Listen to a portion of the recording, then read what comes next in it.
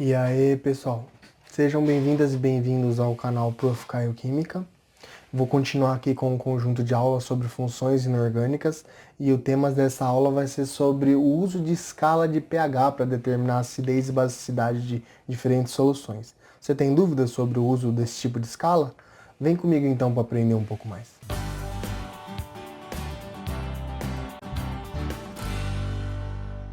Em geral, pessoal, no cotidiano, quando nós queremos indicar ou quantificar de alguma forma a acidez ou basicidade de alguma solução que tem lá íons H+, íons OH-, existe uma forma da gente fazer essa, vamos dizer assim, essa quantificação utilizando uma escala que a gente chama de escala de pH. Normalmente, essa escala de pH ela vai de 0 a 14. Da onde que se baseia esses valores, né? Esses valores são relacionados com a constante de dissociação da água, que não vai entrar nesse caso aqui, mas quando a gente for falar mais de equilíbrio químico, equilíbrio em soluções, a gente comenta mais sobre como que foi obtido esse valor. O que vale vocês saberem agora é que normalmente a escala ela vai ser medida em água, né? De 0 a 14. E qual que é a diferença de ser 0, de ser 14, de ser 7, de diferentes valores, né? Em geral, a gente poderia separar essa faixa de 0 a 14 em três grupos, vamos dizer assim. Quando a gente quando a gente está abaixo do valor de 7, que seria metade dessa escala aqui, abaixo dele, ou seja, de 0 a 7, poderíamos dizer que se for feita essa medida, o pH é ácido. Ou seja, no meio tem mais íons H+, então tá com concentração de íons H+, superior à concentração de íons OH-, por exemplo, né? Já que essa escala de pH está relacionada com a concentração, com a quantidade por volume de íons H+, e OH-, né? Então, de 0 a 7, quando a concentração de H+, está maior do que a concentração de OH- no meio. Quando o pH é 7, é quando a solução que a gente diz que ela está neutra. O que significa isso? É quando a concentração, a quantidade por volume dos íons H+, e dos íons OH- é a mesma. Então, sempre que essa concentração for a mesma, o pH vai ser exatamente 7.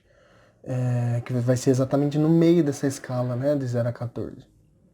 Se o pH, no caso de quando o pH é 7, é quando a água ela é pura, né? Então, quando a água é pura, o pH dela vai ser próximo de 7 ali. Justamente porque a água, quando ela se dissocia em H+, e OH-, né, em quantidades iguais. Então, por isso que o pH dela vai estar ali próximo do 7, se a água for pura. E se o pH for acima de 7, então de 7 a 14, aí a gente vai dizer que o meio está básico. O que significa isso? Que tem mais base do que ácido lá no meio. Ou seja, que tem OH- com concentração maior que a concentração de H+. Então, num caso como esse, a gente diz que o meio está mais básico. Então, dependendo quanto mais o valor se aproxima de zero, então de 7 para baixo ele começa a se aproximar de zero, é um valor que vai indicar uma acidez crescente, ou seja, quanto menor esse valor, mais ácido é o meio, mais ácido está o meio. Ou seja, maior concentração de H+ está no meio. Agora, quanto maior esse valor, tipo, mais vai se aproximando do valor de 14, é quando o meio está cada vez mais básico, quando ele tem basicidade crescente, o que significa que a concentração de OH- dele é maior quanto maior esse valor, ou seja, quanto mais próximo o valor está de 14, né?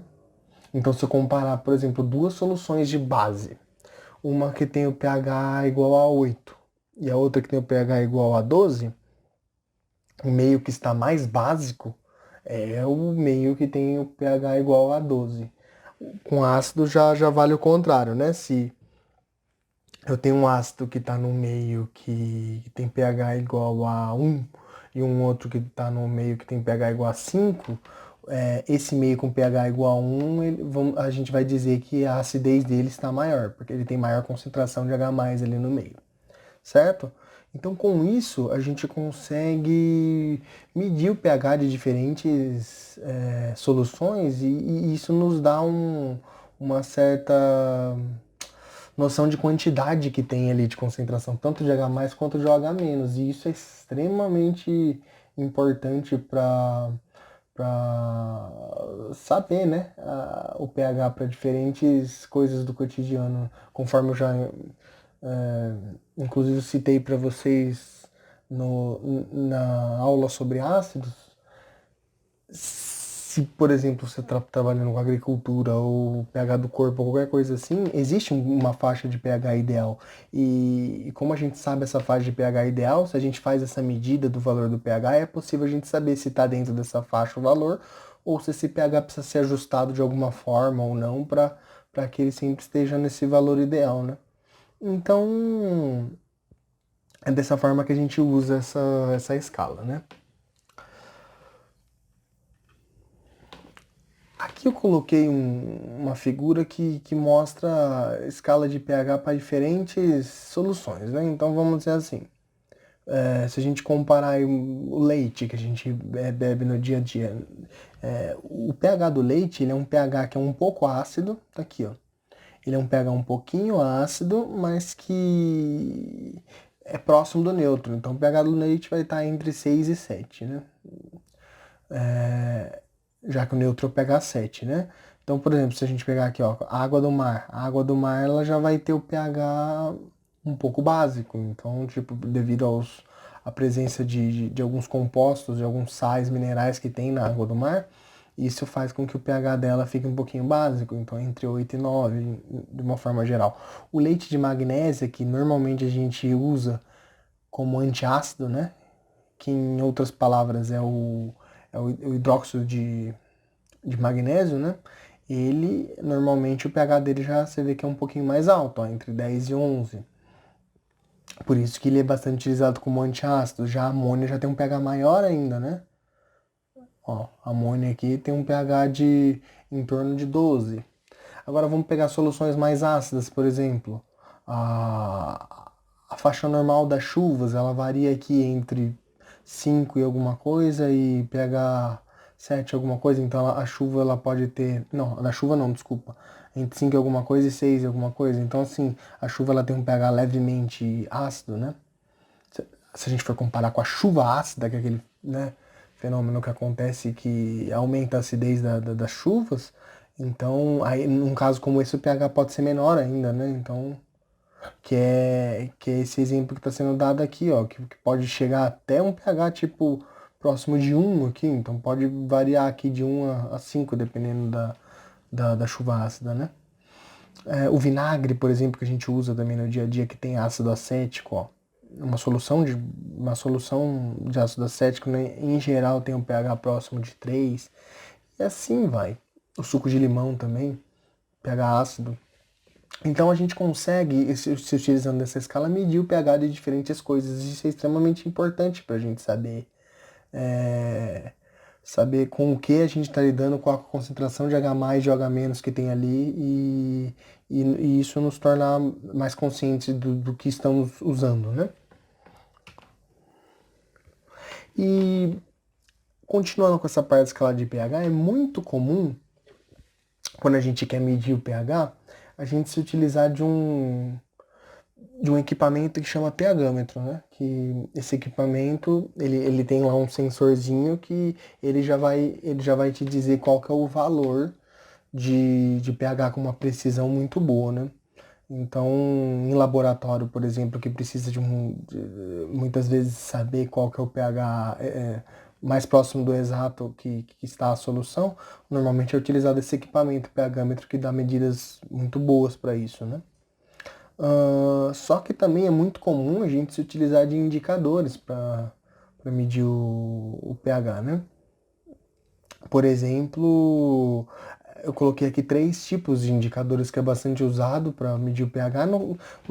Tipo, para que servem esses indicadores? Você vai pegar uma solução, vai adicionar lá 1, 2 gotinhas do indicador numa certa quantidade dessa solução, e dependendo da cor que a solução vai ficar após esse indicador se solubilizar, dependendo do indicador, ele vai dar diferentes cores, o que vai nos dar uma ideia da faixa de pH que está a solução. Por exemplo, um indicador que chama laranjado de metila, se adicionar numa solução, se a solução tiver ácida, em geral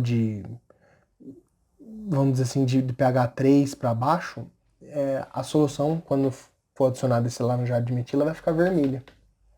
Se, por exemplo, tiver acima de 3, de 4 para cima, por exemplo, ele já vai ficar laranja, porque daí que vem o nome alaranjado de metila, né? Porque a maior parte do pH, tipo de 4 para cima, a solução vai ficar com a coloração laranja, o que significa que, por exemplo, vai indicar pra gente, se for vermelho, que a solução está bastante ácida. Se for laranja, a única indicação que a gente vai ter com esse indicador é que a solução não está muito ácida, está com pH acima de 3, provavelmente, né? Já o azul de bromotimol é um indicador dos mais usados, porque ele, para as faixas de pH básico, pH ácido e o neutro, ele tem colorações diferentes que ajuda bastante a gente ter uma ideia se a solução está básica, ácida ou neutra. Por exemplo, sempre que a solução estiver mais próximo do ácido, de 6 para baixo, ele já vai ficar com uma coloração amarela quando adicionado na solução. Se, por exemplo, o pH estiver próximo do neutro, ele já vai ficar com uma coloração mais esverdeada. E se tiver de 7, igual tá aqui, 7,6 para cima, ou seja, mais básico, ele já vai ficar com uma coloração azul. Então isso nos dá uma indicação muito boa de saber que faixa de pH está a solução. E por fim, a fenolftaleína, né? Que quando adicionada na solução, ela é incolor em pH ácido até em torno de 8,5 por aí.